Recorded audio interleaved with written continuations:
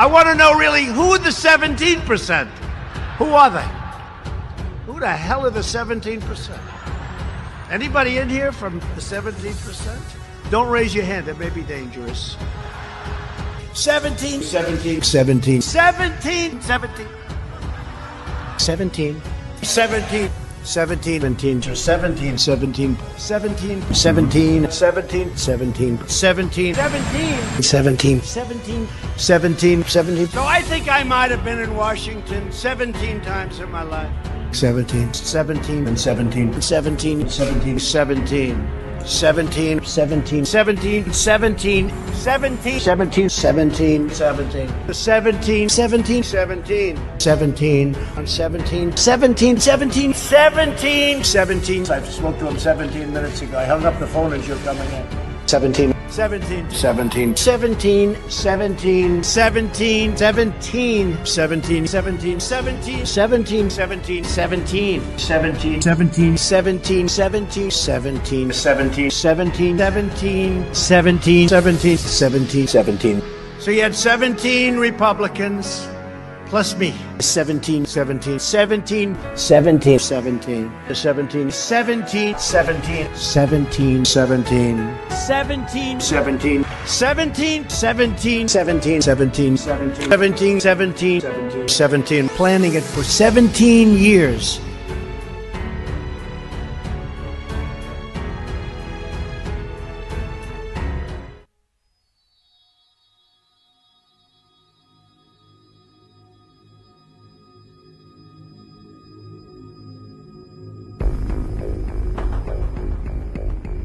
The grid. A digital frontier. I tried to picture clusters of information as they moved through the computer. What did they look like? Ships, motorcycles? Were the circuits like freeways? I kept dreaming of a world I thought I'd never see. And then, one day, I got in.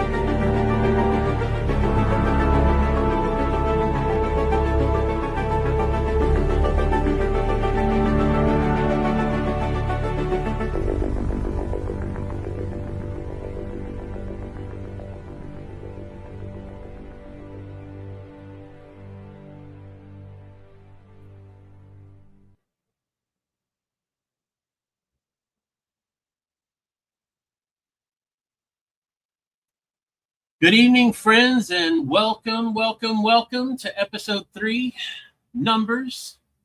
of Pepe on the Block, a Truther Media production. This is where the noise stops, the confusion ends, and the math finally gets exposed. I'm Digital Soldier, but my friends call me Digi. And I'm Sky Girl, but my friends call me Sky. And if you're here tonight, we're so happy you are, and it's not by accident. You didn't find this episode. I believe you were led right to it. And together, Sky and I are actually here to bring you the most base Bitcoin-powered truth-driven show on the internet. No hype, no influencers, no talking heads. We're just here to bring clarity. So welcome to episode 3 of Pepe on the Block, Numbers. Now, just a little bit of housekeeping. I like to keep things Pepe style. We're live right now on Rumble, X, YouTube, and Substack. So wherever you're watching from, if you could do us a favor, please smash that thumbs up and give us a like, or maybe even drop a 17 in the chat, just to let us know that you're here. That's really how we break the algorithm. Yeah, because your engagement, it really doesn't just help us. It actually pushes this conversation into more feeds so more people learn, and that's how truth spreads. So thank you so much. So if you're watching on Rumble or YouTube, again, just give us a thumbs up, because every like just helps to put more froggies into the fold. And, let's be honest, we're all friends here. So, help us out with that thumbs up if you don't mind. Yep. And if you're watching over on X, hit the like, hit the repost. And for the replay gang, this episode will be available on Rumble, YouTube, and Substack. So if you missed something, we've got you covered. And if you want to know a little bit more about us, you can check us out over on our website to know who we are and what we stand for at truthermedia.com. That's the home base. That's basically where all of the Truther Media family is, under one digital tentpole, where we have one mission and one heartbeat, where together we're about God first and truth always. Quick shout out to our mod squad who always hold the line week after week. Over on Rumble, Chickaboom, Spammer Girl Q, and Courteous Maximus. And over on X, Leah Gibson and K9 Andrea. We see you and we thank you so much for holding it down. And for those looking for the latest in memeware, head over to dsmemes.com. Mugs, hoodies, hats, notebooks, women's wear, everything for the real ones, the Bitcoiners and the digital soldiers. Here's your chance to show the world you're awake. And, who knows? I mean, maybe while you're there, you might even be able to get something that'll help trigger some of your leftist friends, while you're at it. So anyway, that's done. So moving on. Yeah, this show exists to give you sight and sovereignty, to help you understand the system so that you never stay trapped inside of it. Because we're not here just to entertain you. No, we're not. We're actually here to help arm you. So for everyone watching from Rio Linda, buckle up, because episode 3 begins right here and right now with this truth. You don't fear what you understand. Tonight, it's not about price charts. It's not about predictions. And it's definitely not about hype. Tonight is about numbers, because numbers don't lie. Math doesn't lie. Numbers don't care about your opinions, and they don't bend to politics. No, and when you understand the numbers, the fog finally lifts, and then fear fades, and confidence replaces that confusion. So friends, tonight, we're going to be slowing things all the way down and going back to the basics of math. No jargon, no assumptions, no gatekeeping. We're going to walk through the numbers the same way that you would want to explain them to a friend sitting across from you at the kitchen table. Yep, because once those numbers begin to fall into place and click, everything else makes sense. All right, fam, do yourselves a favor before we jump into all of this. Grab a notebook, get a pen, maybe even get yourselves comfy with a nice hot cup of covfefe? Because it's time to break down the math that's quietly reshaping the world. It's time for covfefe talk. Here, covfefe.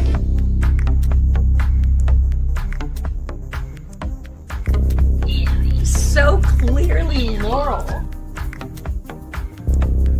Started worldwide exchange. Covfefe.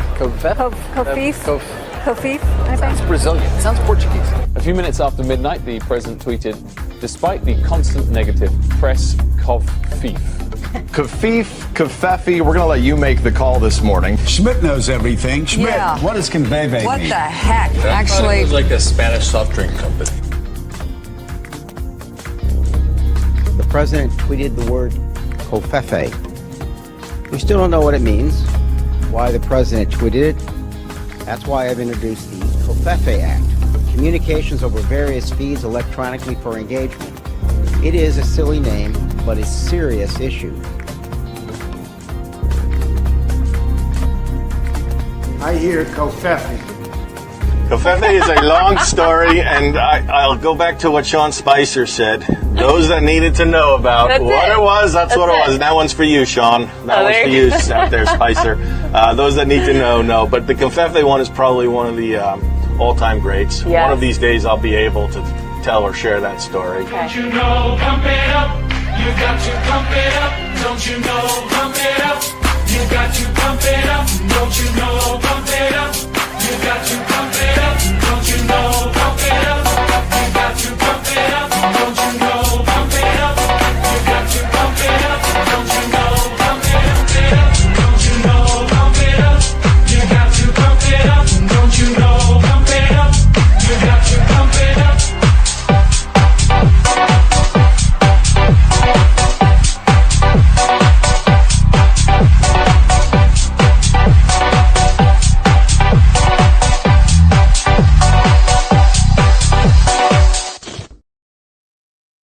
Episode 3, Numbers, starts right now.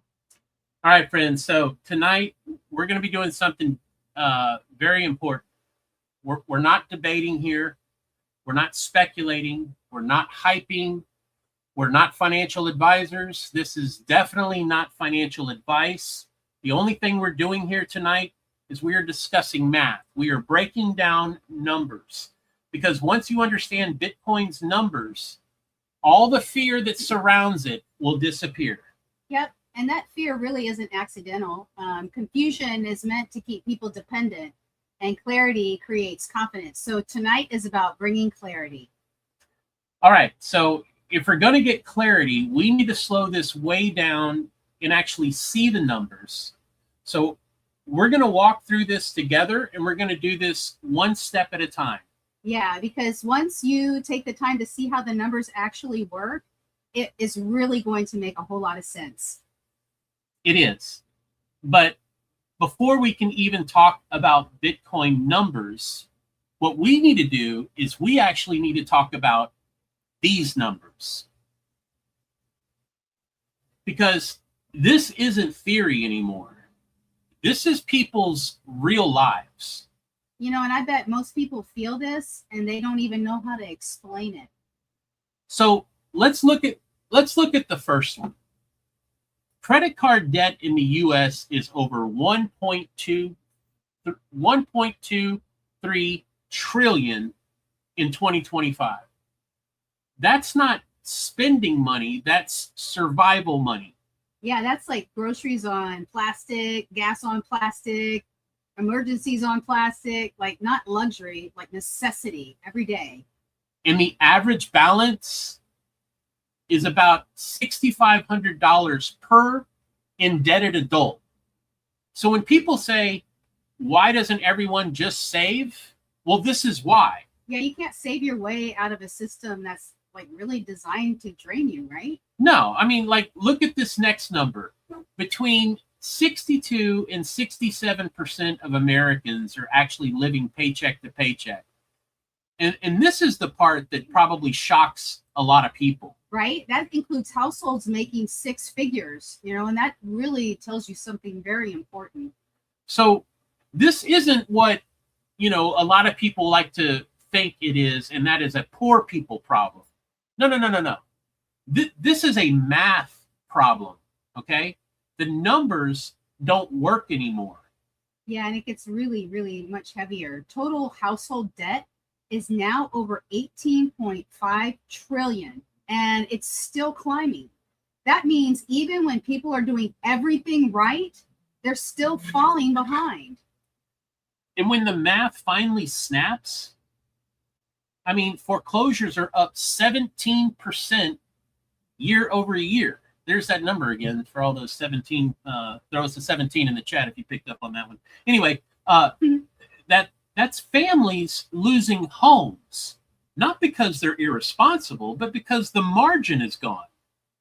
This is why people might feel anxious or exhausted and trapped, even when they can't put words to it, because the system is built on, debt expansion and not stability.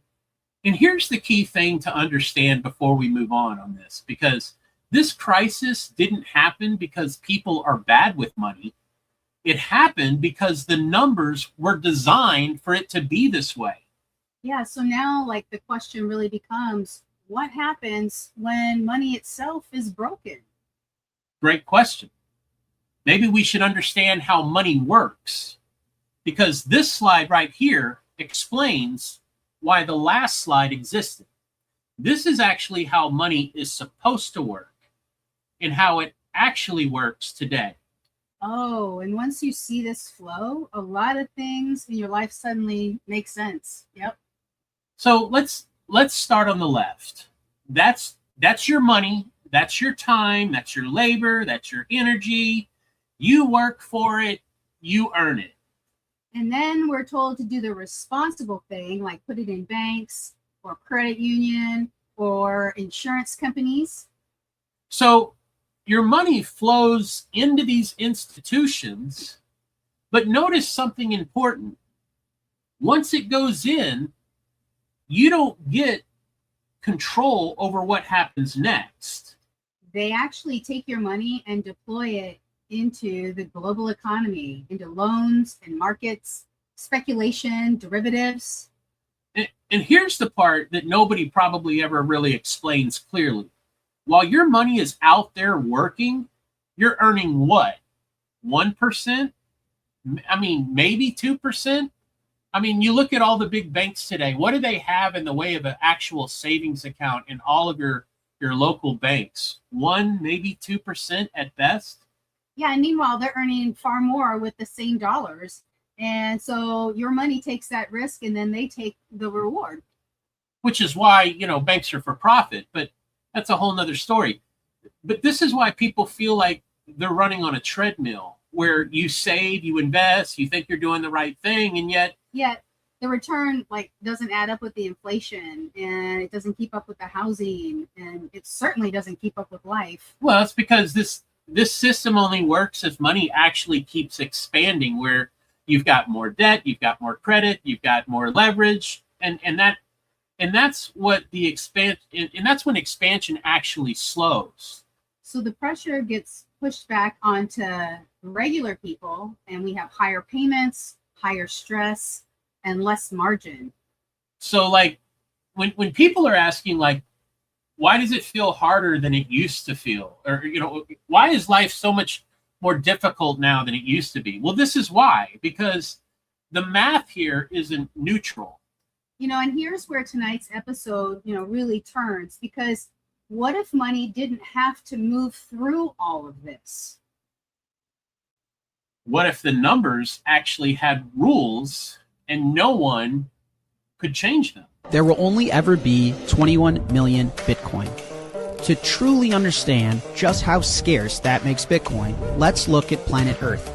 The surface of the planet spans roughly 200 million square miles. And unless you're Aquaman, most of that's unusable. And okay, let's say we remove the deserts, the mountains, the forests, and the farmland. What's left is just above 32 million square miles of livable land. Now, imagine dividing all of that into just 21 million plots to represent each of the 21 million Bitcoin. Each Bitcoin would represent over 1,000 acres, or the equivalent of about 750 football fields. To own that much land today, you'd need hundreds of millions of dollars. Do you see how truly scarce Bitcoin is? It's like discovering the scarcest digital land known to man before the rest of the world wraps their head around it. As a wise man once said, it might make sense just to get some in case it catches on.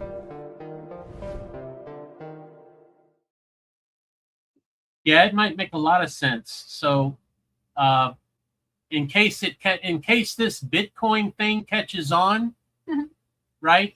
I mean, you tell me what's it currently trading at today? Anyway, in case this thing catches on, it might make sense. So what we need to do is we need to start with the biggest number in Bitcoin.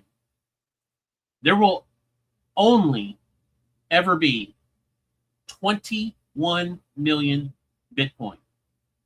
Not 22, not 30, not we're going to change it later. No. 21 million. Can you say that again? 21 million. Yes. And that matters because for the first time in history, money has rules that no one can break. No politicians, no banks, no emergencies, and no printing presses. Because if they can make more of something by just turning on a printer and putting paper inside of it and adding some ink when it needs more, they can steal value from it. And that's why Bitcoin is so important, because Bitcoin is basically saying no more. Yep, that fixed cap actually protects people who don't have power, and it protects families, and it really protects time. All right, so this slide here is where people's eyes usually start to pop open, like wide open. Because this isn't about being rich. This is about time in math. Yeah, and it's about small differences in numbers that actually create massive, massive differences in the outcome.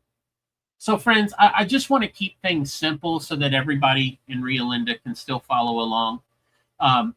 This example is showing us that if we were to save $200 a month, not a crazy amount, right? Maybe I'm just trying to keep things small. It's just so we can follow along here. It's not a crazy amount. But from age 30 until the age 65, that's 35 years of saving $200 a month. Right, and that's consistently, not luck, but right. Consistent. Right, consistent. So look at the first number. At 3% interest, saving $200 a month for 35 years. After 35 years, you actually end up with about $148,000 plus dollars, right? And that's like basically what most people get from a traditional savings account. You got a low risk, but like you also have low reward. Well, I mean, you say like most people get, 3% is like kind of stretching it, because like I was saying a few minutes ago, most banks are typically on a savings account, 1 to 2%. So that's probably more in line with like a CD or something. That's, that's a high interest rate for a bank, right? But let's just keep moving with this in terms of where we're going and let's bump this up to the 6%. Now, $200 a month at the 6%, same timeline, same 35 years of saving, right? Now you're at about $286,000 saved over the course of 35 years, almost double, just from a small change in that particular number, that interest rate number of 6%, right? So that's the power of compounding starting to wake up in the numbers. Correct. Now look at this one. At 12%, the same exact effort, same $200, same 35 years, that actually puts you at $1.3 million, right? That's the power of compound interest. Like nothing magical changed. The habits stayed the same, just only the math. Correct. And this is the part that people don't get taught, because compounding doesn't care about your feelings. It only cares about the time and the rate. That's it. Yep. And when the rate is suppressed, your future gets suppressed too. And this is exactly why even Albert Einstein himself actually said, because his quote matters, that compound interest isn't just powerful, it's the most powerful force in the universe because it's relentless. Here's the uncomfortable flip side, though. If compounding works for you, it can also like work against you then, right? Yes, because debt compounds, interest compounds, inflation compounds, which is why people feel like they're drowning even when they're actually doing okay. So when the system compounds losses quietly, it's promising like safety loudly. Right. And here's the real question becomes, what happens when compounding finally works for the saver, for you, instead of it actually working for them, right? So what if the numbers weren't capped by institutions but protected by code? Exactly. So let's talk about something else, the rule of 72, because what this slide gives people a tool that they should have been teaching us in high school. I actually didn't learn this until long after I got out of school, but this should be getting taught. This is called the rule of 72. Oh, and once you understand it, then you can stop guessing and start seeing it in real time. So here's what all this means, okay? You take the number 72 and you divide it by your interest rate. And what that does is that actually tells you how long it's going to take for your money to actually double. So no spreadsheets, no calculators, just real simple math. Correct. So let's go back to that same 3% that we talked about, right? 72 divided by 3 is 24. So what that means is if you invested $10,000, right, at a 3% rate, 24 years from now, according to the rule of 72, your money 24 years from now will be worth $20,000, right? And that's basically an entire generation just to double once. Wow. Now look at this. At 6%, 72 divided by 6 is 12. So now you're actually doubling every 12 years. So like 6%, $10,000 year 0, 6 years later is 20,000, 6 years later, year 12, it's 40,000, so on and so forth. Yeah, I mean, that's better, but it's still slow when life is like still getting more expensive. I mean, you're right. But let's look at 12%, right? 72 divided by 12 is 6. So now your money is actually doubling every 6 years. So that's the moment people start to feel it, because now time starts working with you instead of against you. Correct. And looking at the same starting point, that same person, that same effort, the only thing that actually changed here was simply just the rate. Which means the system that controls rates controls the outcomes. And that's why this question at the bottom matters, because, you know, ask yourself, how many doubling periods do you actually have left in your life? Because, you know, I'm not trying to, say a bad thing here, but I mean, we don't get infinite number of chances, right? Right. And time is like the only one resource that you can't, refinance. You can't refinance time, so if the system locks you into low rates, what it's doing is it's quietly locking you into a smaller future. Which brings us to the real pivotal point of tonight. Exactly. What would happen when money has a fixed supply, like Bitcoin? Remember, I said 21 million? 21 million. What would happen when money has a fixed supply and the math actually can't be manipulated? Okay? But before we get to that, I want to talk about how life works.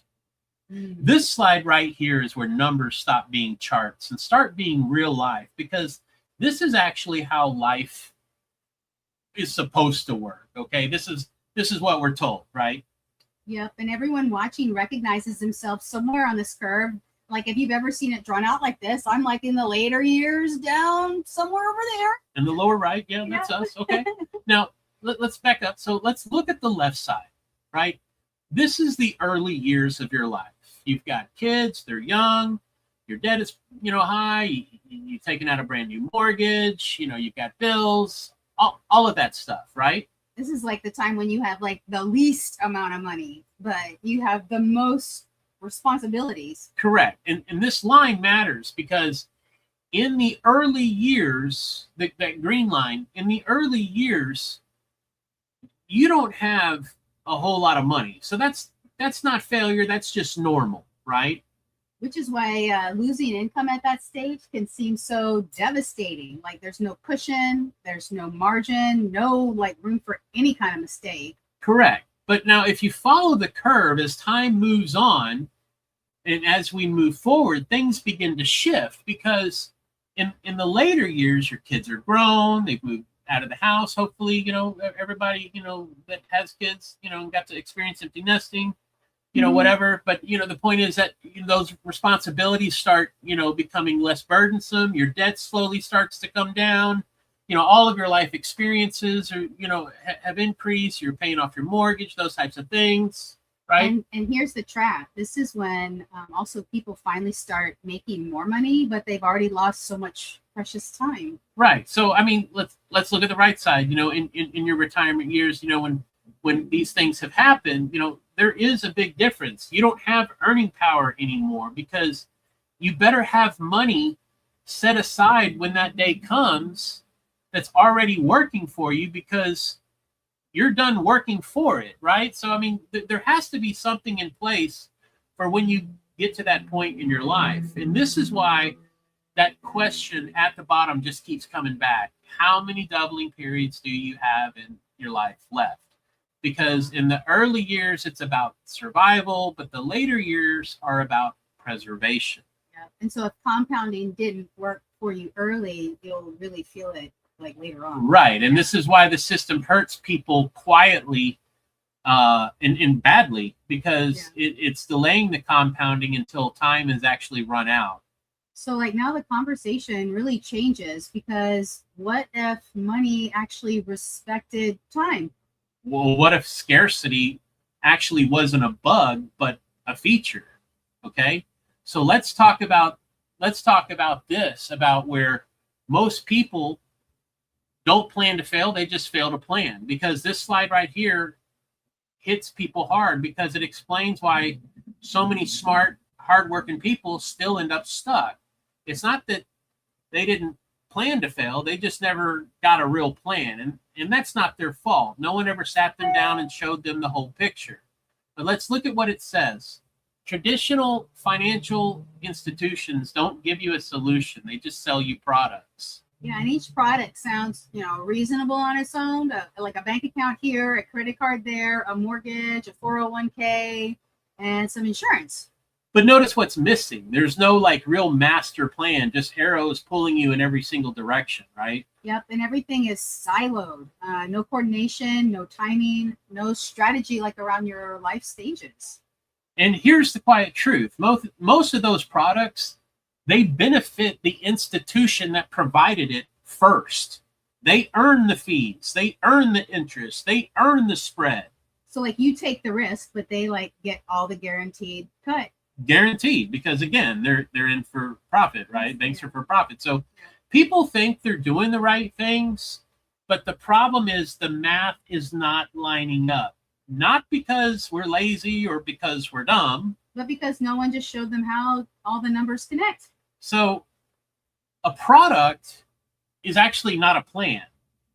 And stacking products without a plan is how people just simply run out of time. So now comes the real question. What does a plan look like when the money itself can't be manipulated?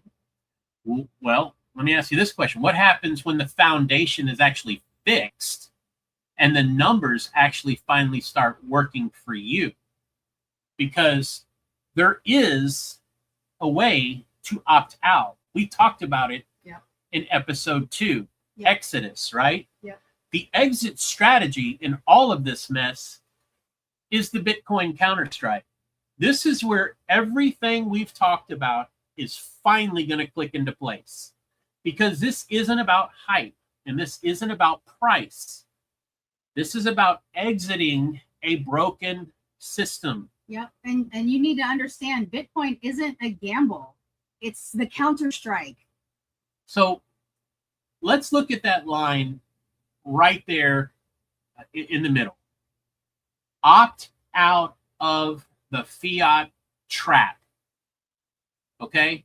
Because fiat isn't broken by accident.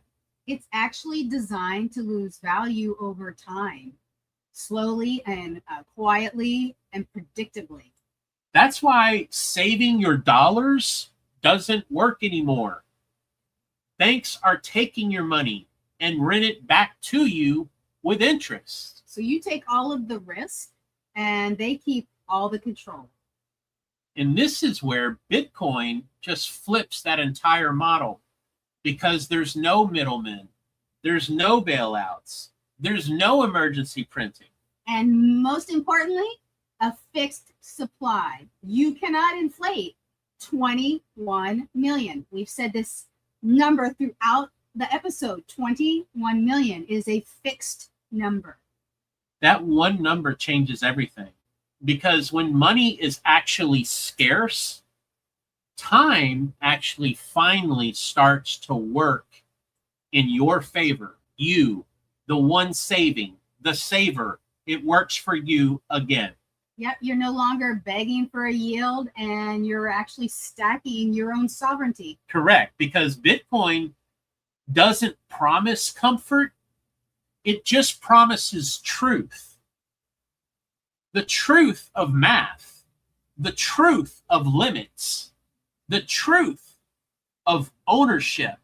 And ownership changes really how people think. It turns fear into patience and confusion into clarity.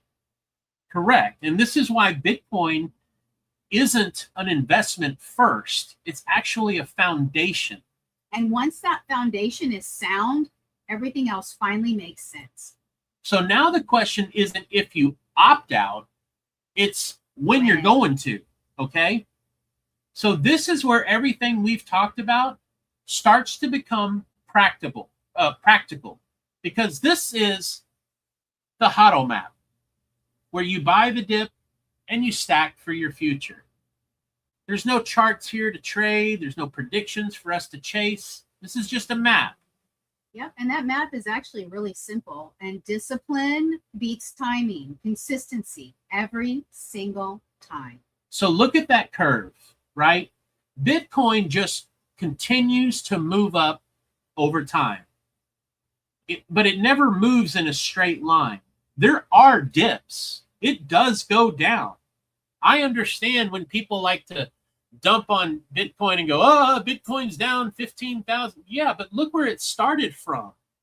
It started from nothing. So yeah, it does go down, up and down, but what is the chart showing you? Over time, it has done nothing but move up.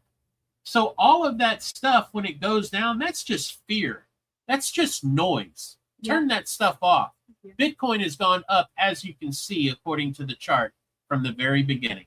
Well, and we always, when we see those dips, we're not like boo-hooing and calling it a failure. We actually say it's an opportunity. It's on sale. I say it all the time. Every time Bitcoin dips, I'm always sending out to my family and friends a text, and I'm like, hey, did you see that? Bitcoin's on sale today, right? So every time it goes down, it's a buying opportunity to get more at a lower price point. It's an investment for a long-term strategy. So there are always opportunities when they dip. And quite frankly, really and truthfully, if I'm being real straight, I would like it to drop all the way down to $1,000, because imagine how much Bitcoin you can buy at $1,000 compared to being able to buy at 100,000. Yeah, but there probably wouldn't be any left over.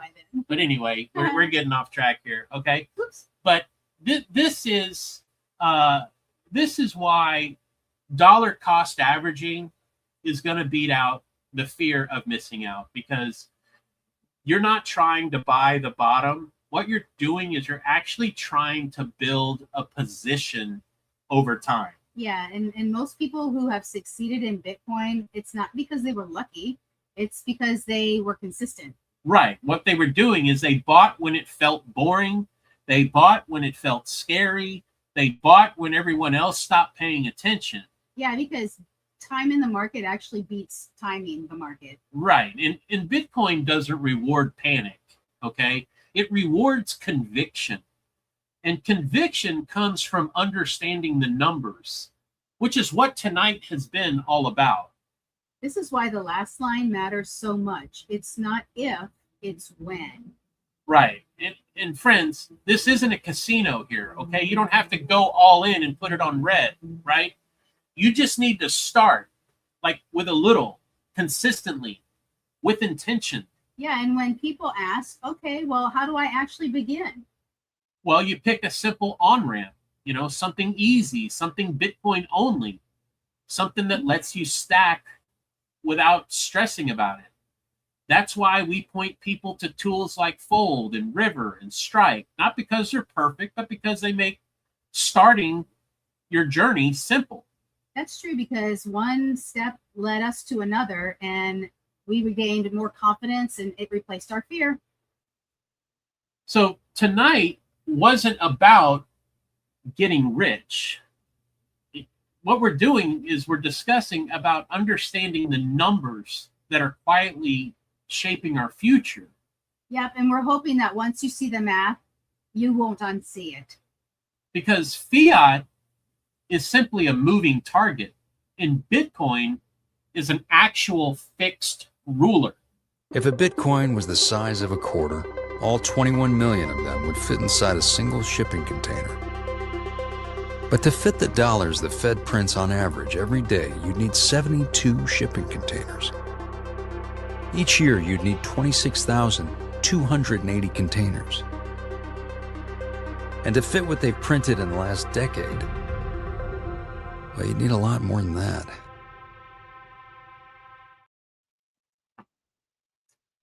So this is the part where, you know, people, you know, I hear it all the time. They're like, I can't afford a Bitcoin, right? This is the part that makes most people freeze. That I hear Bitcoin's too expensive. Friends, look, I want to clear this up right now. You don't need to buy a whole Bitcoin, okay? Right? Because if you could, or we could, we would. But Bitcoin is divisible. And just like a dollar breaks into cents, Bitcoin breaks into Satoshis. You've heard us talk about stacking sats. So sats, or which is short for a Satoshi, like Sky was explaining, is simply like a penny in a dollar. One single Bitcoin equals 100 million sats. So let me say that again for those of you sitting in the back. One Bitcoin equals 100 million sats. So what does that mean? That means you can buy $5 worth, you can buy $10 worth, you can buy $25 worth, you can buy $50, $100, whatever it is. You can even buy $1 an hour, right? Yep. And sats are how normal people like you and I get to enter into Bitcoin. So you're not late, you're just learning the units. So for the time being, for those who are new and for those who are learning, stop thinking about everything in terms of Bitcoin, and let's start thinking about everything in terms of sats. Don't focus on the dollar. Let's just look at the pennies, the sats, the pennies of Bitcoin. So we talked about it earlier, the rule of 72. But what I want to talk about now is the Bitcoin rule of 72, because this slide brings everything full circle. We started with the rule of 72, and now we're going to end it with the Bitcoin rule of 72. Because this isn't just about money, it's about truth compounding over time. Because fiat is compounding lies, right? They tell you it's stable, they tell you it's safe, They tell you to trust them, right? But year after year, your purchasing power simply disappears. Yeah, and that's really not an accident. It's called debasement. See, Bitcoin does the opposite of that. It's deflationary. Instead of the dollar, where everything is inflationary, Bitcoin is deflationary. When they turn on that little money printer and they have to start printing money and it causes inflation and inflation goes up, well, because Bitcoin is deflationary, it makes Bitcoin go up. All right? So Bitcoin does the exact opposite. It's compounding truth, because the truth is there's scarcity. The truth is it has limits. The truth is you can own it. And fiat steals your future quietly, while Bitcoin preserves it block by block. So look at this line. The longer you hold, the closer you get to sovereignty. That's not poetry, okay? That's math meeting discipline. And just like compound interest, conviction compounds too. Every cycle, every dip, every year that you actually don't panic. Correct, because what Bitcoin is proof of work, not just in the network, but actually in your hands, because your patience, your discipline, your refusal to be shaken out. Yeah, that's how fear turns into confidence and how chaos turns into clarity. So you don't beat the system by trying to outsmart it. You beat it by opting out of it. And this is why Bitcoin isn't a trade. It's a long walk in the same direction. Well, it is. And you know, a lot of people like to say it just feels too expensive. They say Bitcoin is way too expensive because they're just staring at the full price of it. You know, like the current price today. Last time I checked, I think it was 87 or 88,000. That's like saying a house is unaffordable because you're looking at the total dollar and cent amount instead of what are your monthly payments going to be. So the problem isn't the price, it's the measurement. And Bitcoin didn't get more expensive. The dollar just got weaker. Right.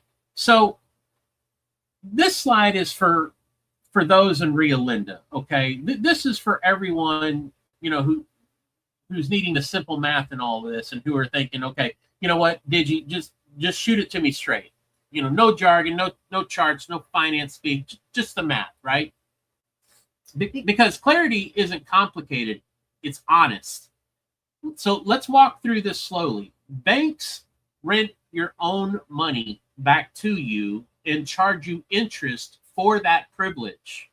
Credit cards don't help you build, they trap you in cycles. Minimum payments, maximum interest.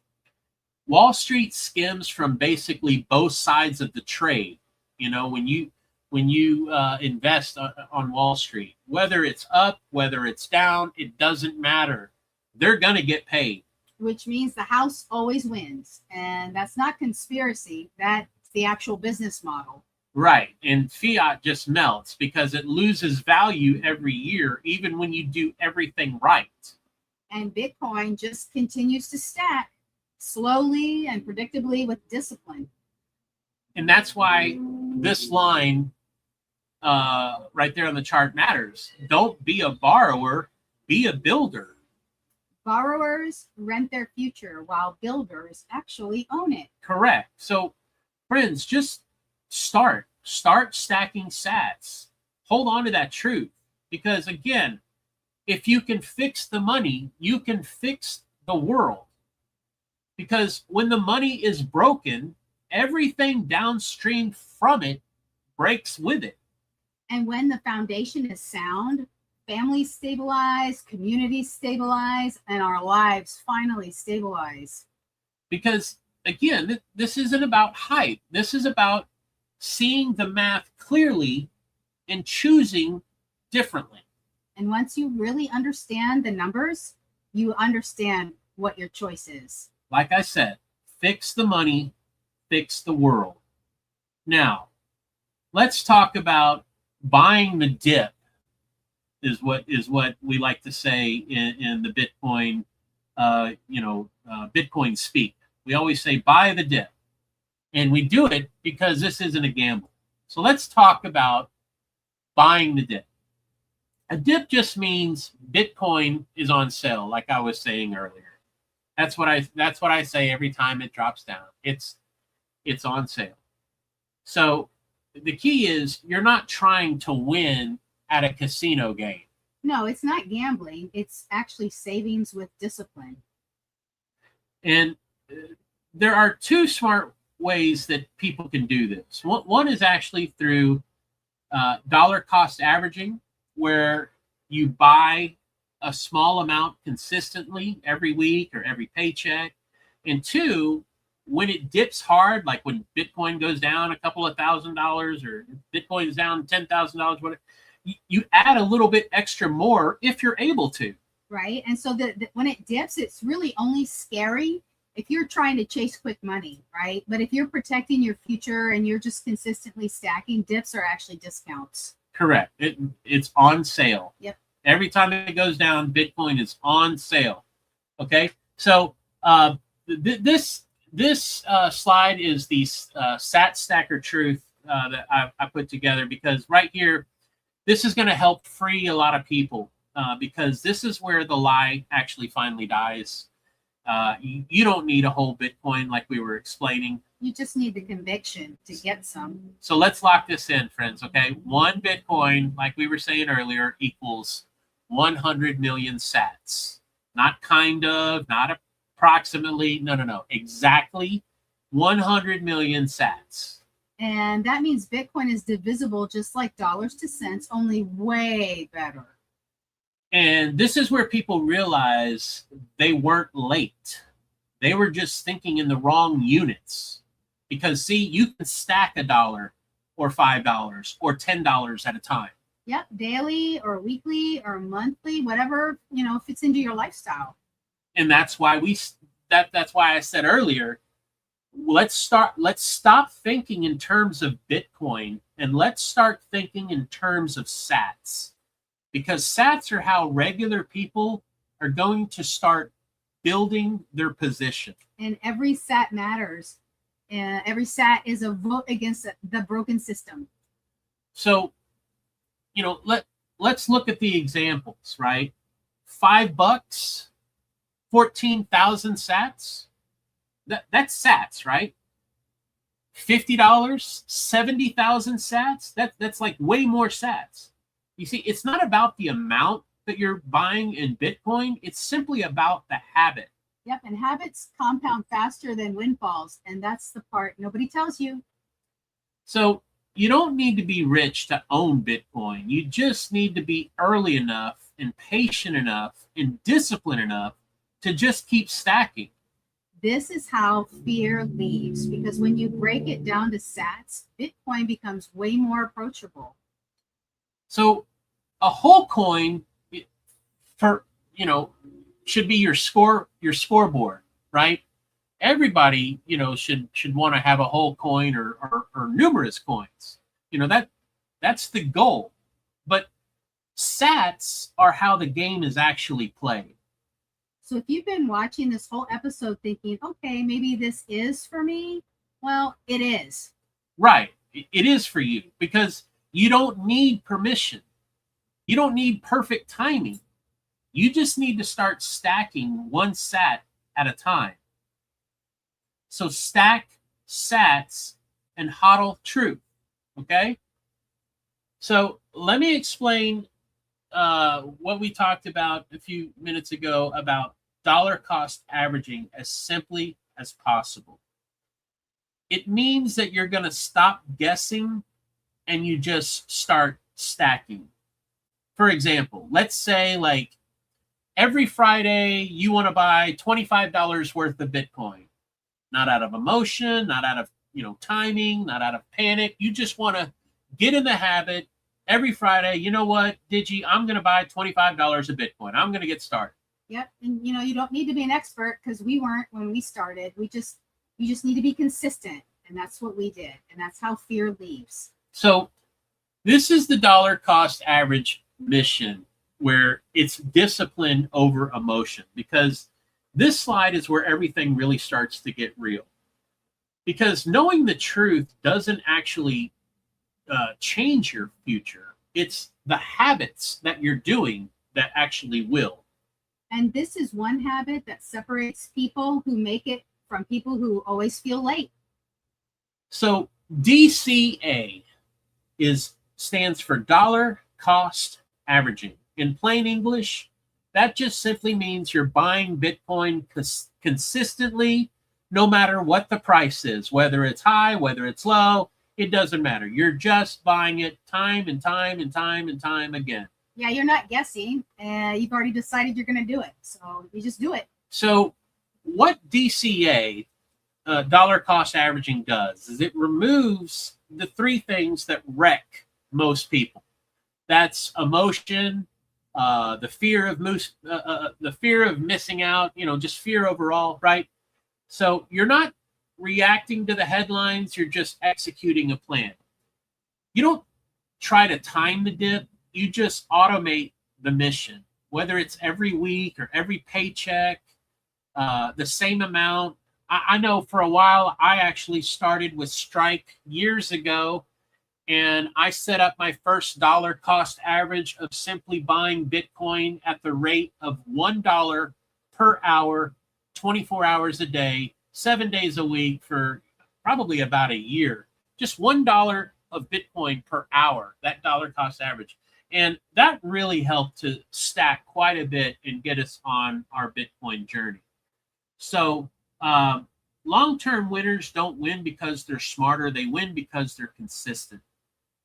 Over time, your average entry price is going to beat the panic swings. You don't need perfect timing. You need time in the market. And time favors the discipline. It always has. This is how the real ones stack, not by luck, but by discipline. So if you're wondering what to do after this episode, this is it. Pick a day, pick an amount, make it automatic. Just start small and stay consistent and let time do the heavy lifting. It's discipline over emotion every time, right? Now, a lot of people will say, but what if it crashes? Okay, well, Bitcoin moves a lot in the short term. I mean, it does. It's up and down constantly. It's always moving. If you watch it daily, you will stress yourself out. But if you zoom out years, you'll understand why it exists. If you look at that chart, it's done nothing but go up. Of course, there are dips. But what is it trending? In what direction? Yep, it's continually moving upwards. So, Bitcoin is rewarding patience. If you've been stacking the whole time, that discipline and consistency has been rewarded heavily. Whereas fiat punishes patience. Your dollar is losing value the longer you hold on to it. So one steals quietly over time, and then the other actually preserves. And this is where people tend to overthink things, because you don't have to become a security expert overnight. There are levels, right? Level 1, buy small amounts and start learning. Level 2, learn about basic security. Level 3, taking self-custody with a hardware wallet, right? Yeah, you don't try to become a Navy SEAL on day one. Start walking and then learn to run. Correct. So you need to have a goal for your sats that you want to start sacking, because here's something that really helps a lot of people.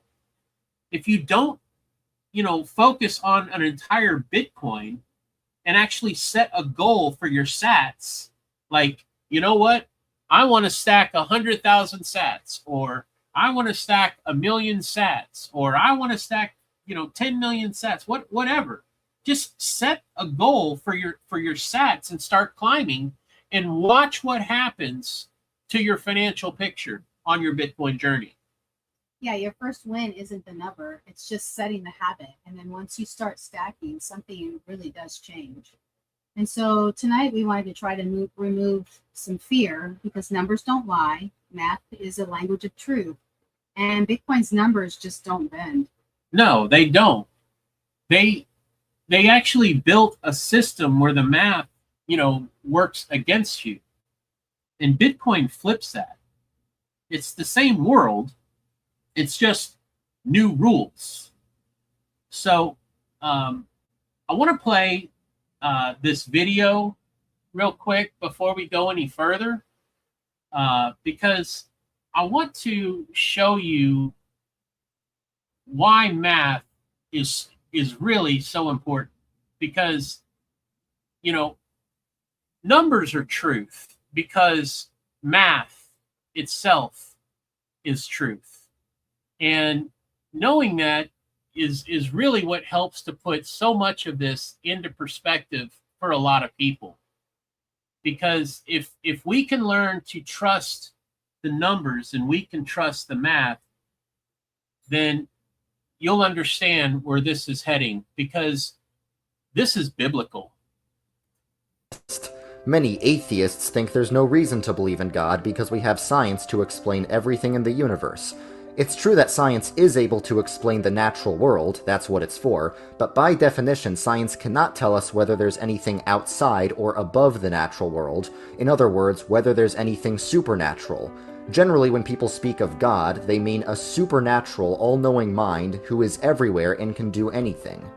So what is math, and what does it have to do with God? Math is about numbers, and information about those numbers, and ways numbers connect to each other, but where do we find all this math? We can't see math, we can't touch math, we can't taste math. Math is only in the mind. We find it simply by thinking about it and figuring more and more things out. But wait, math also explains things. Math can explain everything from simple counting to the movement of planets. For anything you can think of, there's a bunch of math that explains what's going on, even down to the atomic level. So, if math is only in our minds, but it also explains the natural world, then where does it come from? There's two possibilities, really. One is that math is just something we invented to explain what we observe in the natural world, and that would mean the origin of math is natural. But the other possibility is that math is already there because it controls the universe, and we've discovered it, and if that's true, then the origin of math is supernatural. Here's why the latter option is correct. Math contains infinite information. There's an infinite number of numbers, each with their own individual properties, and there's an infinite number of numbers in between any two numbers. And we keep discovering things. Pi, which is the number that explains the area of a circle, has an infinite number of digits that we keep discovering by doing calculations. If we were just making this stuff up, we could make pi be whatever we want it to be, but we can't do that because we know that that's not true.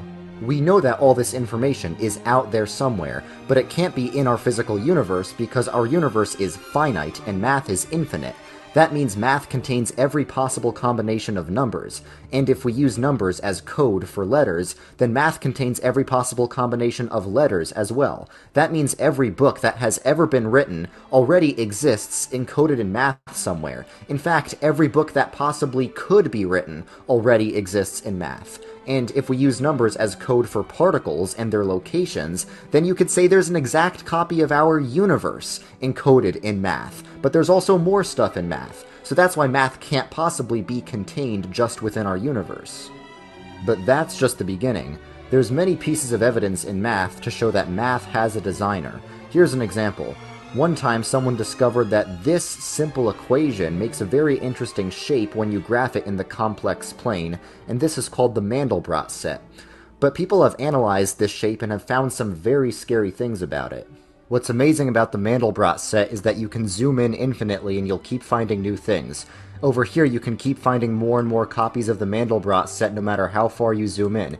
You could even zoom in really close to something like this, and it takes a while, but look, there's another little baby Mandelbrot set.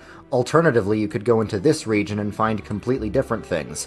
On the left side of this thing, you'll find these weird elephant-shaped things that have spirals that go on forever, and you could even zoom into the side of one of the spirals and find new spirals that repeat infinitely and keep generating new infinite patterns like this. Or you could go on the other side of the elephants and find these weird seahorse-shaped things that have different kinds of spirals that are connected to each other, and once again, they keep going on forever. You can zoom in infinitely, and you'll keep finding new patterns, but like I said, it's a different type of pattern. Seriously, anytime you explore the Mandelbrot set, you can find brand new things, possibly things that no human has ever seen before, because like I said, there is infinite complexity and infinite information in this one shape. That's why this little shape is so scary. We did not invent this because we discovered it by accident, but we did not discover it in our universe. It has infinite complexity, so it can't possibly be in our universe because the universe doesn't have infinites. We discovered it just by calculating it. So where the heck did this thing come from? Basic common sense says that someone designed this, but no human designed it. Like we said, math only exists in the mind, so its origin must also be a mind. Math contains infinite information, so this mind must be all-knowing. Math controls the universe, so this mind must also be all-powerful. And math is beyond and outside of our natural world, so this mind must be supernatural. And we have just described God. All these numbers and mathematical facts exist in the infinite mind of God, but it's not just mathematical truth that exists in the mind of God, but also moral truth and any kind of truth at all. Goodness, truth, and beauty are just mere opinions of the human mind, unless there is a supreme mind, God, who overrules all human opinions. Because math is beyond time, space, and limits, the existence of math proves the existence of God because math is in the mind of God. As the great scientist Galileo said, math is the language with which God has written the universe. This is the same visual metaphor that Einstein used to describe a black hole. Oh, we wow. often call Bitcoin the economic singularity. Wow. Yep. It's this. Cool. Literally this. Bitcoin as power projection is a energy-based competition that doesn't leave bodies on the ground. You don't have tanks rolling, you don't have bombs dropping. So we move from hard war to soft war. And this is like the profound thing about Bitcoin is it has somehow imported the integrity of the laws of physics into this social domain. And so it gives me an opportunity to defend my own liberty from those that would take it, including and especially my own government. He thinks it will change the idea of national defense because it's going to change the idea of nation. Not having to waste human life to defend monetized wealth is worth every watt. Bitcoin does not need to be recognized. It will recognize itself. It will stand on the pedestal and proclaim its dominance. The game theory playing out around nation-state Bitcoin adoption. Is this the tipping point? Where are we in this game?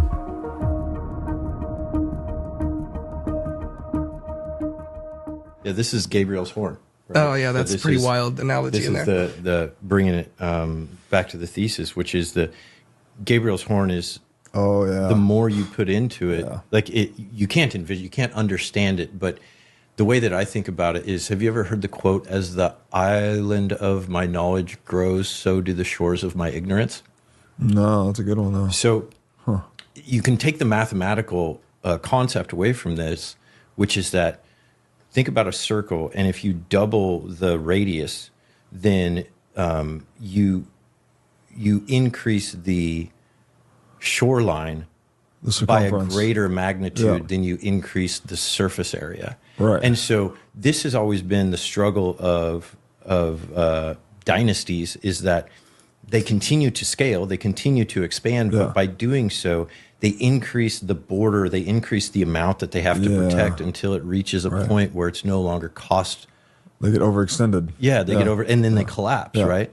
And you're exactly right. The safe, the ever expanding safe is exactly the Gabriel's horn concept, which is that you can continue to put power into this. This takes us into Kardashev level 1. This moves us to that point where we can harness the entire energy of the world and put it into this, and we want to. Yes. You know? Yeah. No, it's beautiful. It's on the screen here. So it's a mathematical construct, right? And supply volume stays fixed. I can't read this. Its area can expand to any price and power level. So I'm trying to recall here that it can have infinite volume with a finite surface area. Is that what it is? Correct. I could be wrong about that. Oh, wait, hold on. So surface area of each segment expands with price and power level. Okay. So you're pulling it out and it's stretching like taffy. And so each surface segment is expanding with price and power. And each surface segment there is it can represent a Bitcoin. So like each Bitcoin, if Bitcoin is real estate, the value or expanse of those Bitcoins, the amount of power they represent is growing. So basically the purchasing power that can be contained by each Bitcoin is limitless. although the Bitcoin supply is perfectly fixed. Yeah. Yeah. And so, and by the other thing, I brought this to his attention.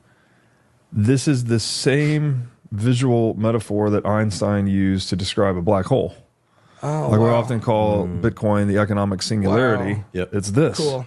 Literally That's cool. this. It breaks the laws of physics, just like Bitcoin Nice. breaks, I guess, our preconceived notions of economics, Yeah, our that's preconceived wild. notions of money. But yeah, Bitcoin is an economic singularity. And it's, I don't know where the event horizon is, but it feels like we are close. Yeah, that's cool. It really does. Yeah. And, you know, they talk about, in the actuality, if you were, say, falling backwards into a black hole, then I would see you falling backwards in real time. You know, you would just disappear.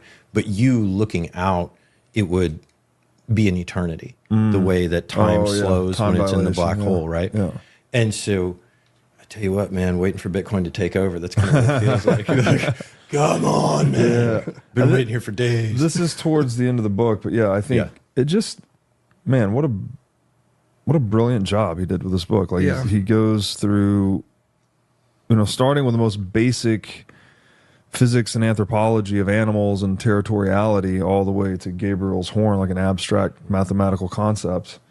And you guys said this in your videos, it although this is a, you know, master's level thesis written by an MIT Space Force guy, it reads kind of poetic, you know, like it's dense, but he's a really good writer. So it's hard to get a hold of. I guess the PDF is online. We'll try to link to it. But I think it's definitely worth checking out for people that are curious about this Bitcoin thing. If I could sell another thing, your conversations with Lowry are excellent. If you want to see a historical artifact like Clausewitz spitballing with somebody about military theory before he publishes On War, because Lowry is working on the thesis as he's talking with you and other podcasters. And so these are historical documents. I mean, if this soft war thesis is correct, I mean, it's incredibly like historically significant. Yes. And these are documents you can go back and see the thinker working with other thinkers and piecing these. And you can see Lowry kind of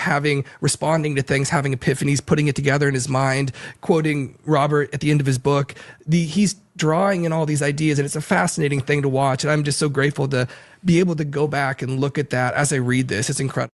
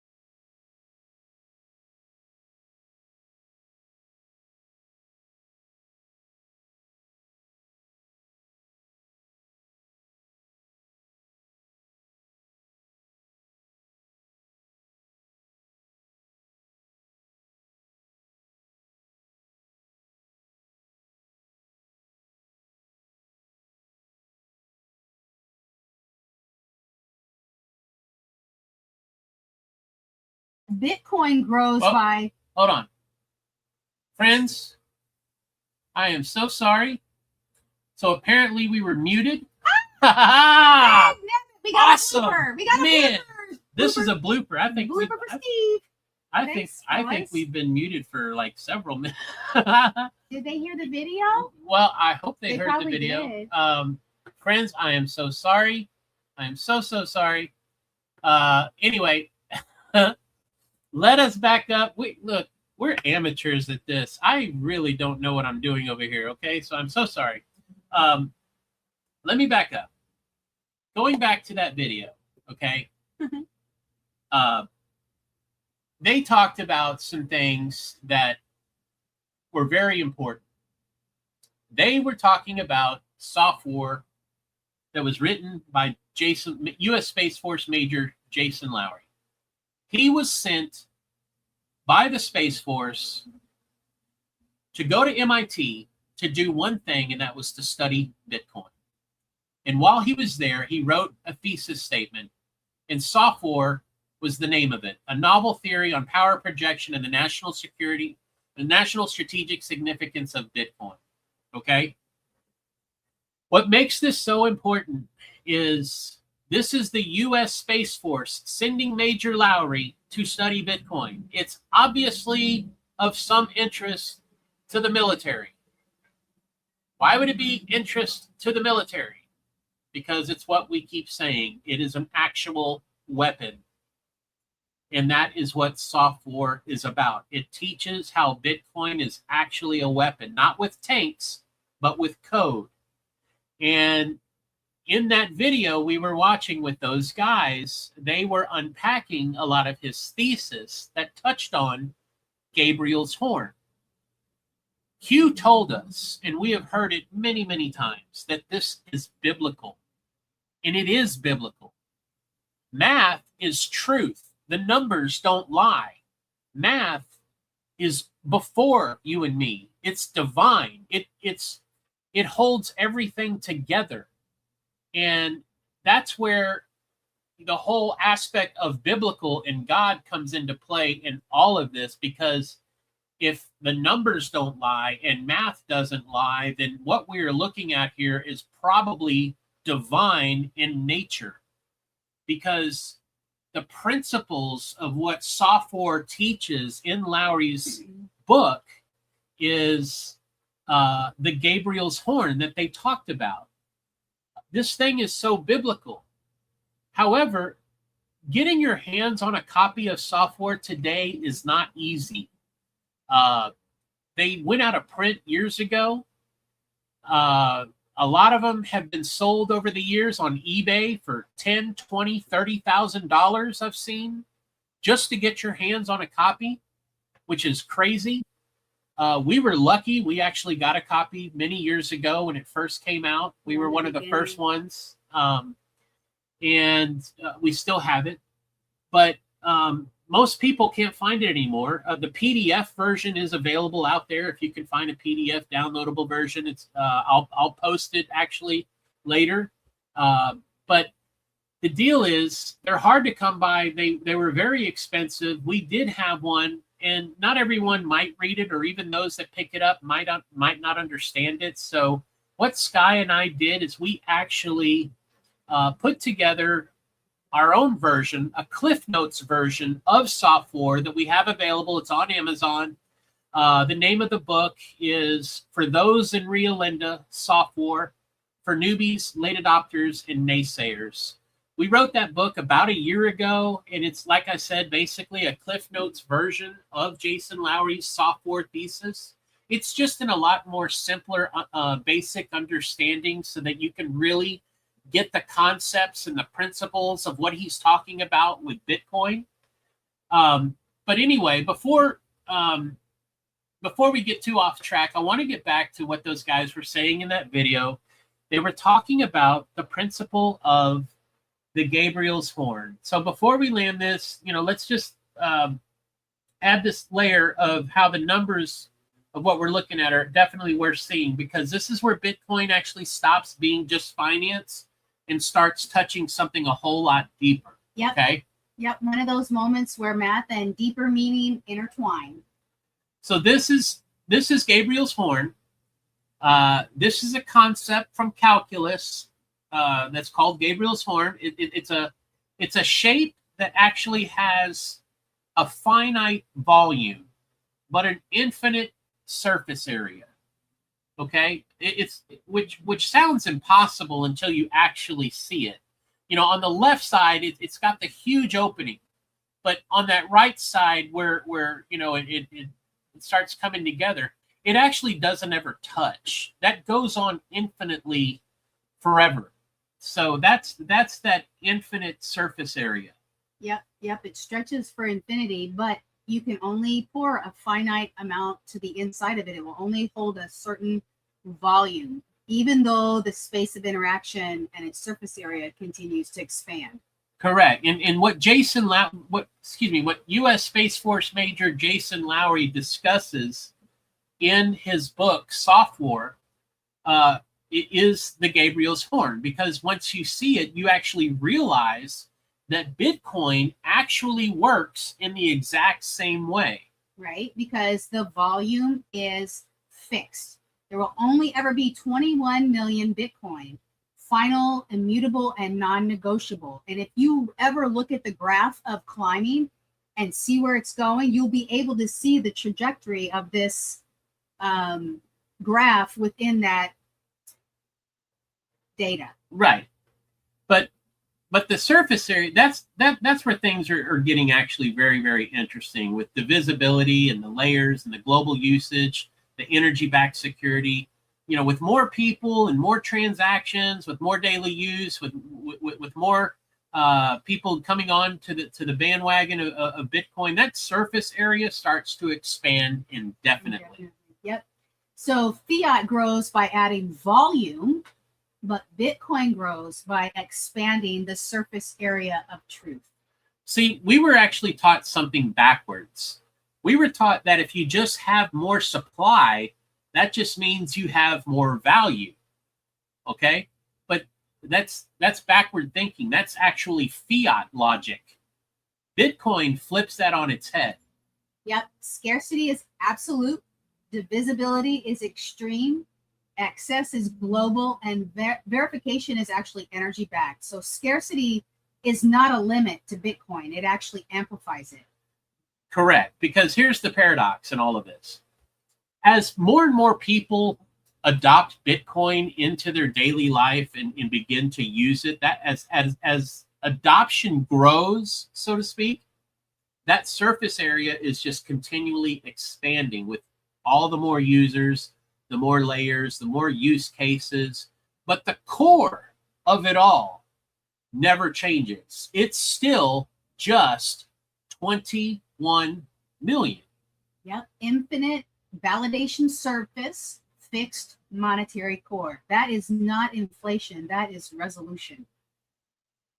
And this is actually the part that matters the most, because infinite price expression does not mean infinite supply.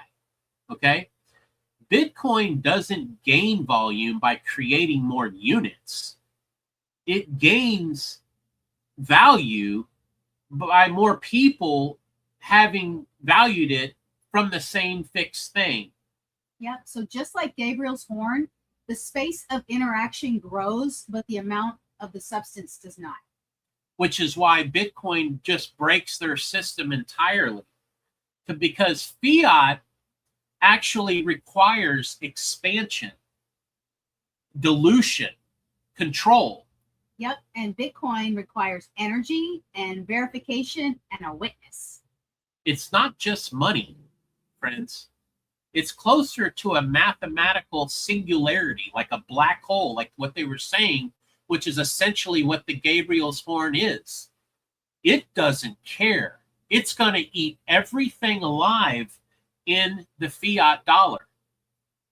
Value scales, truth compounds, and supply remains untouched.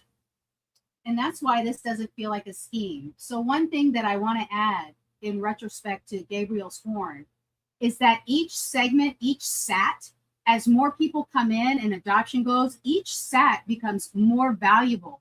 So within that fixed supply, the value grows exponentially. And this is where scripture actually helps us understand it all. Yeah, because in the Bible, God's provision almost always seems finite, but it's always, always sufficient. So manna came in daily. It was never hoarded, never wasted. The widow's oil kept flowing, not infinitely, but faithfully. The loaves and the fish that were countable, yet everyone was fed with leftovers. So God doesn't give infinity, he gives enough within infinity. And that enough carries people forward without corruption, without being manipulated, stolen from, lied to, without excess. So when we talk about eternity and infinity, it isn't about endless accumulation. It's about a faithful provision that will not run out. See, Bitcoin doesn't promise eternity, but it does help to restore an honest measure, one that resists corruption, preserves value over time, and reminds us what enough actually really truly looks like. So I want to go over our last slide for the night that kind of brings everything home. This is the Bitcoin flow. It's simple, it's clean, and it's your road to sovereignty. And a quick shout out to Allison in the chat. Thank you, Allison. We spent a lot of time together. You had a lot of questions that you got with me privately on, and I am so thankful for that conversation. And one of the things that came from that was the inspiration of this slide in particular, and fitting this into the show today. So Allison, this segment here is a tribute to you, and thank you so much. Like I said, this is going to bring it all home, okay? Because after all the numbers and all the math and all the clarity that hopefully we're trying to, bring here tonight, people are still asking that one question. Okay, what does all of this actually look like? Like, how can I get started? Yeah, and the answer is simpler actually than most people expect, because it's not a maze, but it's a flow. Correct. So step one, everyday spending. You start on the left. This is where most people are right now in their daily lives. And the way that we are encouraging those to get started is the QR code that you see on the screen. That is actually for Fold. Okay, Fold is basically simply just a debit card that works on their system with a bank. Most people they don't really use cash anymore. Most people use their bank debit cards in their daily transactions when they, whether they're getting gas, groceries, what have you. But there's no real benefit to using a bank card.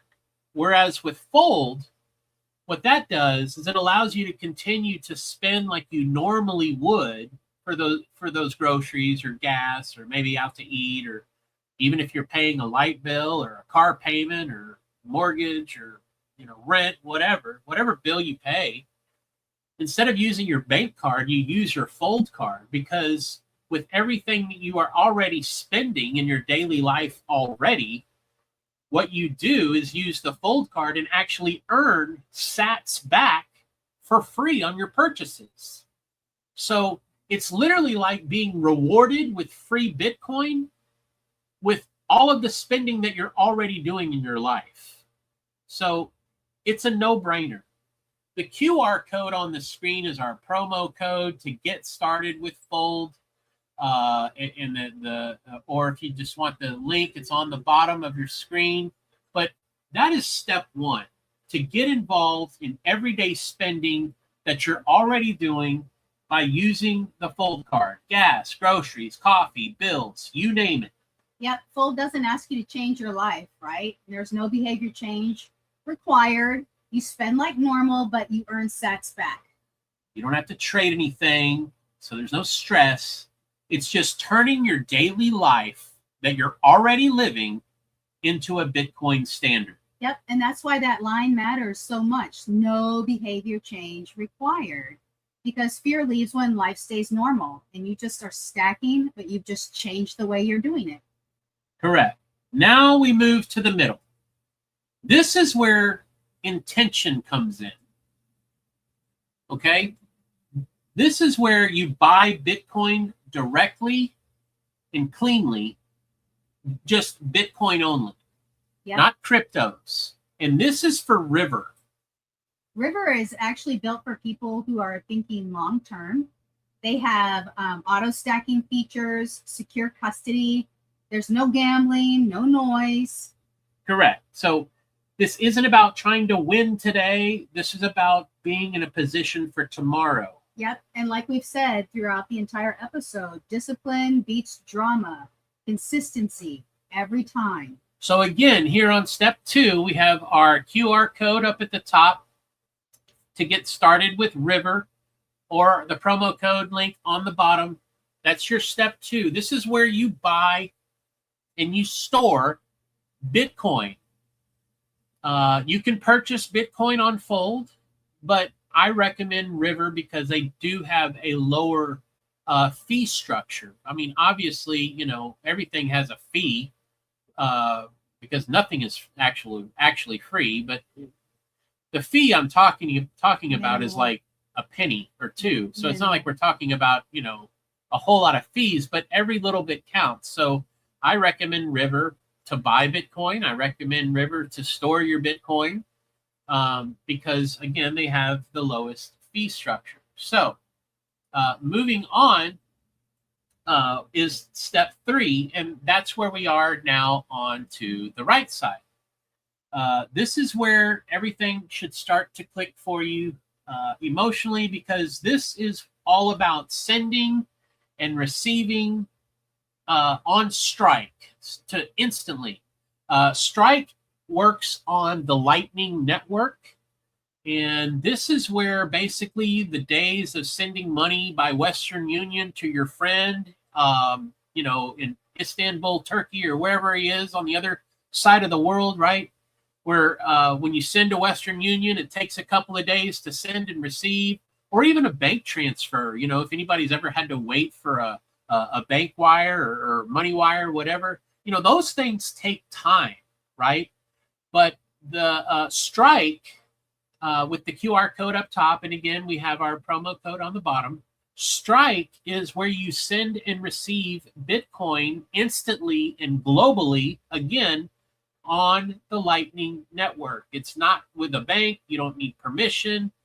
None of that. You just send it, and on the Lightning Network, no matter where someone is, anywhere in the world, they will receive it when you they will receive it the moment you send it before you can blink your eye. It's the Lightning Network. It moves so fast.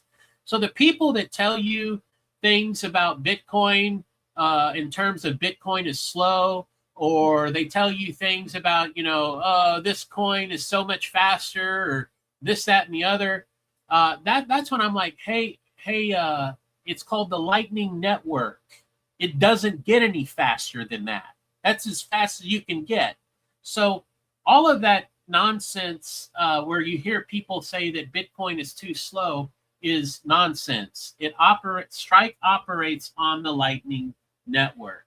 Yeah, you know what I like about Strike is it actually lets you feel Bitcoin. And what I mean by that is on the app, as soon as you send to somebody else, there's this like little lightning bolt that slaps across. And so you know that it's been received, and it's like instant, it's global. And, you know, I didn't need permission from anybody, and I didn't have to talk to my bank. So, yeah, I mean, you know, it's amazing. You know, you got somebody that's stranded somewhere on the other side of town. You can't get to them. They need some gas money. Boom, $5. They got it right then and there. It's like Zelle or Cash App. Only it works with Bitcoin, and it's faster because it's on the Lightning Network. You just send it, receive it, hold it, whatever. In that moment, that is sovereignty, because you're not needing permission. You're not having to go through a bank. You're not having to do nothing. You're in control. You are the CEO of your own bank. Yeah, and that's why the title of this slide is really, so important, because what we're talking about is it's simple, it's clean, and it's sovereign. You don't need to do everything that we have discussed here today. You don't even need to be perfect. You just need a flow that actually makes sense. Yep, something that gives you one step that leads to the next. Because honestly, that's how we did this. And, we became more confident as we learned how to use these tools as we went along. Correct. And, with that said, for those who were with us last week in episode 2, Exodus, where we talked about opting out, or those maybe who weren't with us, let's remember why this is so important. When you're ready to rise up, you'll rise up. All the power you need is in your hands. Now look around you. Our financial systems have been hijacked by a generation of thieves. While you're working harder and harder for less and less, the game is being rigged against you. They're turning all of us into virtual slaves. Looters, at the heart of our financial system, are price-fixing our most precious resources. Food, water, energy, gold, even the value of money itself is being siphoned away by high-level crooks in a giant mushrooming conspiracy of unstoppable corruption. They're robbing billions of people of trillions of dollars a year, folks. There is no need for austerity measures. There is no need for financial suffering. No need for poverty. There is no scarcity. We are simply the victims of a robbery of unimaginable proportions. We have been fed a lie so vast it oppresses all of humanity. The truth is, there is more than enough to go around. 60 years ago, productivity was increasing so fast, they predicted by today, entire families could live comfortably on the income of just one provider, working only 10 hours a week. They wondered what we'd do with all of our spare time. What happened to that dream? Turns out they were right. What took a full work week back then can be done in just 10 hours today. We have technologies that multiply our efforts 1,000-fold and connect us in ways they never imagined. We are now 100 times richer than in that great heyday of the 50s. We are heirs to a great bounty of prosperity, $70 trillion in the U.S. alone, over $200,000 for every man, woman, and child. The only reason we don't experience this wealth is because it's being siphoned away by a corrupt criminal class. They loot through giant corporations, raising prices, lowering wages, stealing the fruits of our productivity. Where once whole families prospered with just one provider, now both parents work, delivering 8 times the productivity but struggling to make ends meet. They control the media using hot-button social issues to divide us, brother against brother, so we fight each other while they loot our sacred institutions. They make us fear too big to fail banks collapsing, but if they did, we'd suddenly recover the 8 times our income that's being siphoned away every single day. Don't give yourselves to these crooks who abuse you and enslave you, who steal your lives, tell you what to do, what to think, and what to feel. Let us burn these leeches off our backs. Let us replace their corrupt systems with better systems that benefit everyone. Let us reclaim the fruits of our productivity. Let us share our prosperity. We can do this now. We are the creators, and when we come together, we have the power to create whatever future we want.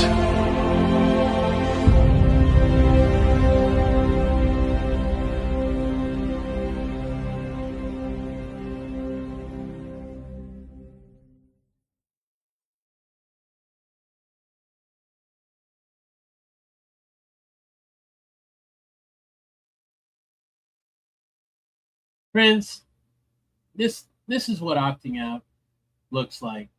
It's not rebellion. It's not chaos. It's not extremes. No, just clarity and discipline and steady movement in the right direction.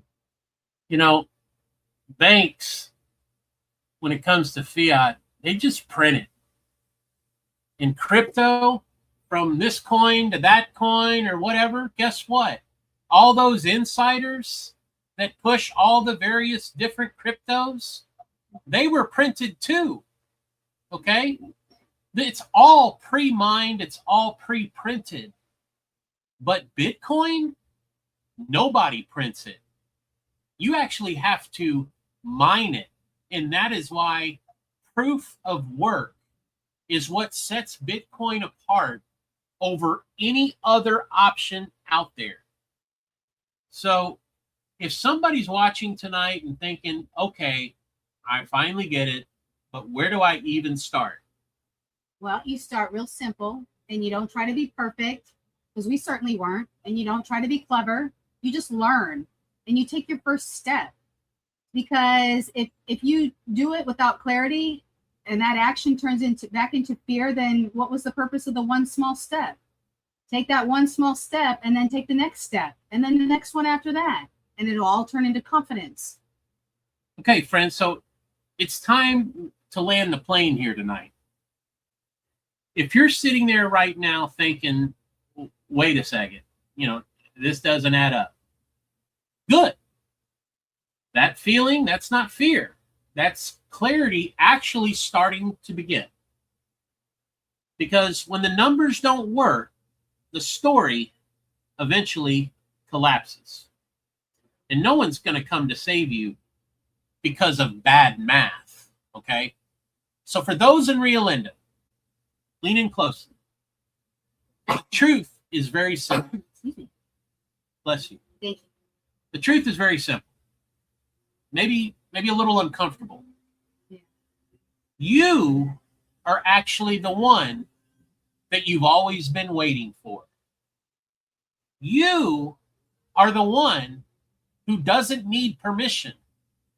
You are the one who doesn't need a degree in all of this.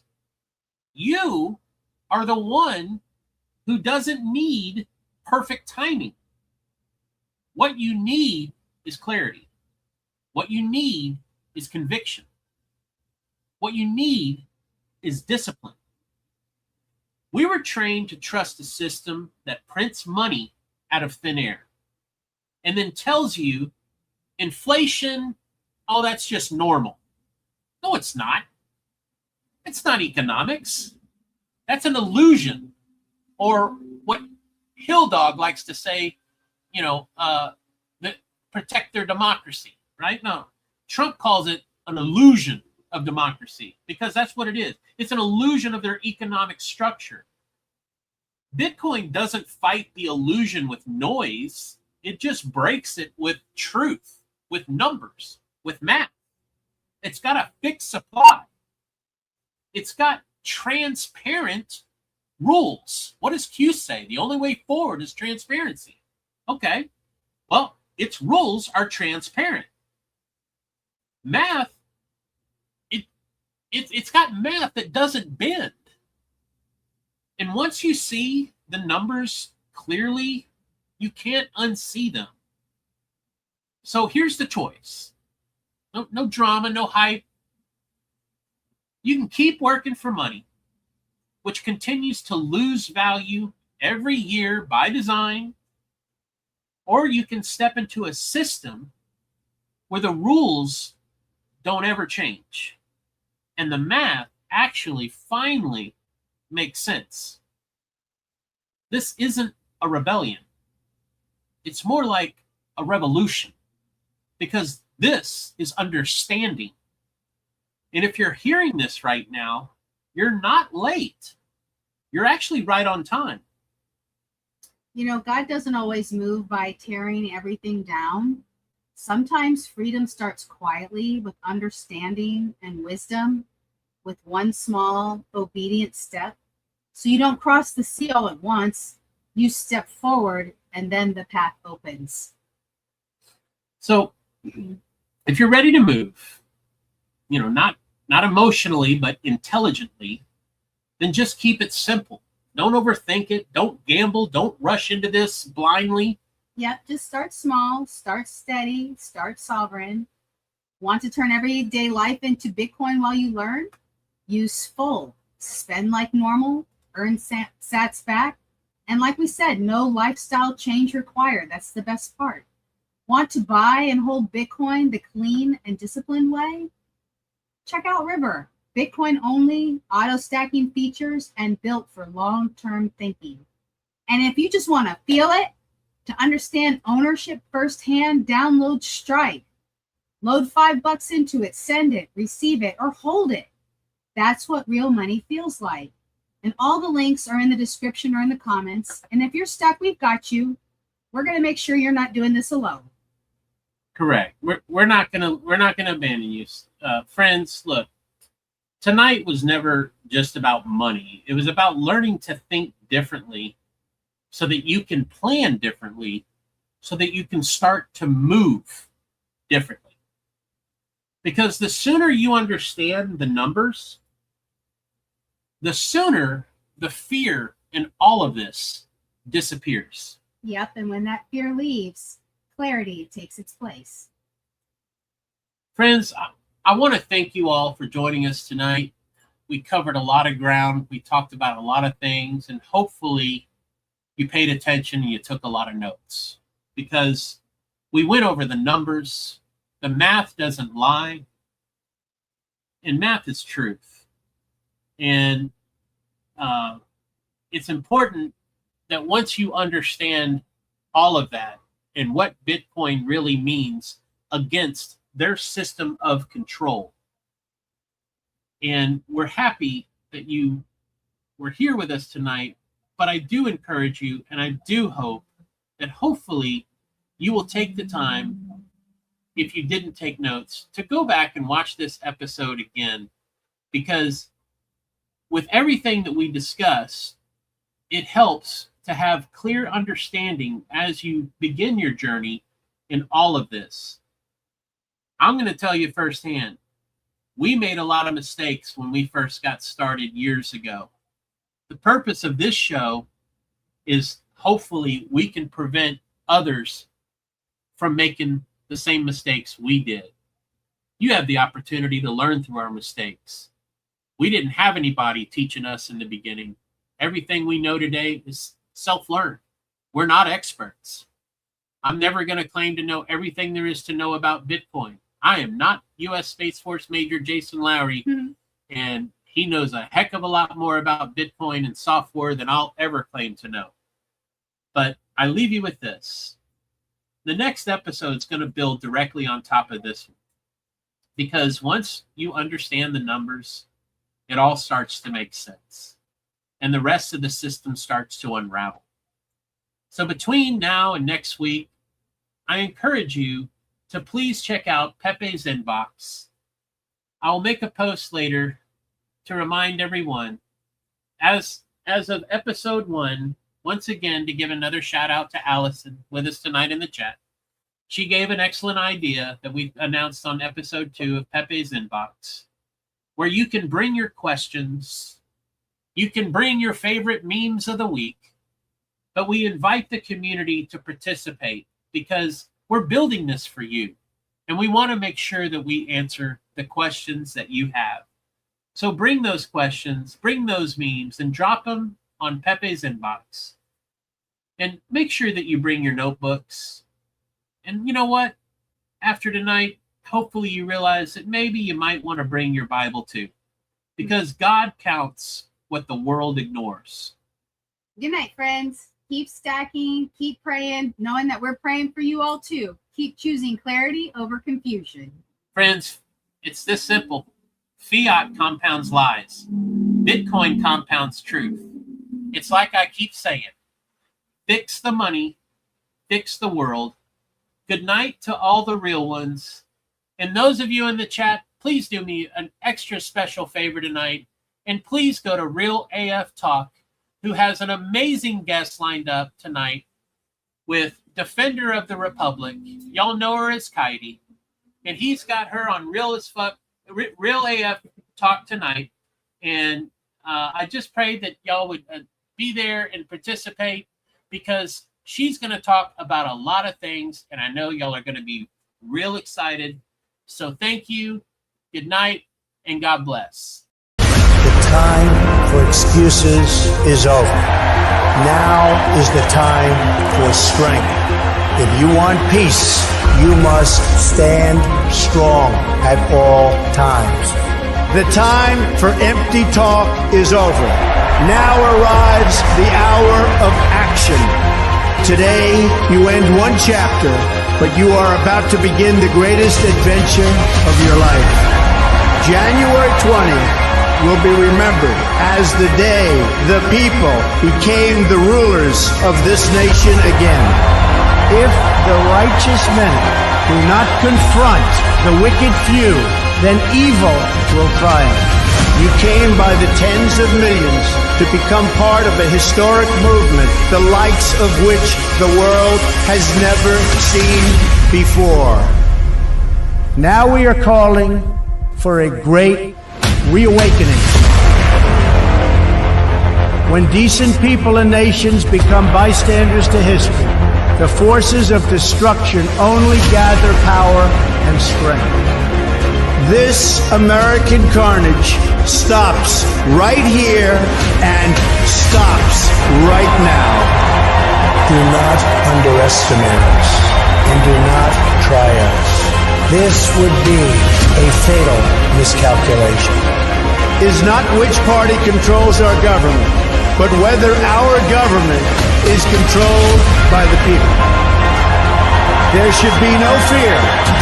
We are protected. We will be protected by God. I know that each of you will be a warrior for the truth, will be a warrior for our country and for your family. I know that each of you will do what is right, not what is the easy way. Our answer will be a rebirth of devotion to defeat the enemies of humanity. This is a very different administration than the United States has had in the past.